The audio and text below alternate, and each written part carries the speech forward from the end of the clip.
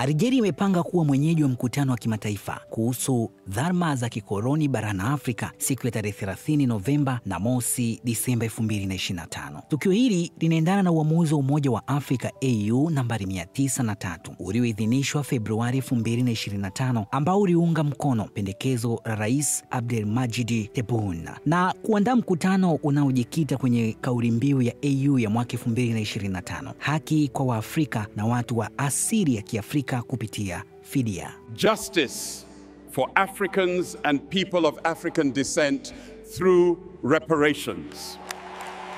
Mpango huu unadhihirisha historia ya Algeria katika kupigania uhuru wake dhidi ya ukoloni na dhamira yake endelevu ya kuhifadhi heshima, kumbukumbu na haki za watu wa Afrika. Chini ya uongozi wa Rais Tebboune, Algeria inalenga kuunganisha jitihada za bara zote kuhalalisha ukoloni, utumwa, ubaguzi wa rangi na apartheid kama uhalifu dhidi ya binadamu kwa mujibu wa mapendekezo ya AU. Mkutano huo utahudhuriwa na mawaziri, wataalamu wa sheria, wanahistoria, wasomi na wataalamu kutoka Afrika, Caribbean na maeneo mengine duniani ili kuunda msimamo wa pamoja wa Kiafrika kuhusu haki ya kihistoria, fidia, urejeshaji na urithi wa tamaduni na uhifadhi wa kumbukumbu za pamoja. Mjadala muhimu utazingatia vipengele vya kibinadamu, kitamaduni, kiuchumi, kimazingira na kisheria vya uhalifu wa kikoloni, ikiwa ni pamoja na madhara ya kizazi hadi kizazi, wizi na uharibifu wa urithi wa kitamaduni wa Afrika, unyonyaji wa rasilimali za asili, tofauti za kiuchumi zinazotokana na ukoloni, athari za kimazingira ikiwa ni pamoja na majaribio ya nyuklia kwa watu wa Afrika na mifumo ya kisheria inayoweza kuimarisha uhalalishaji wa ukoloni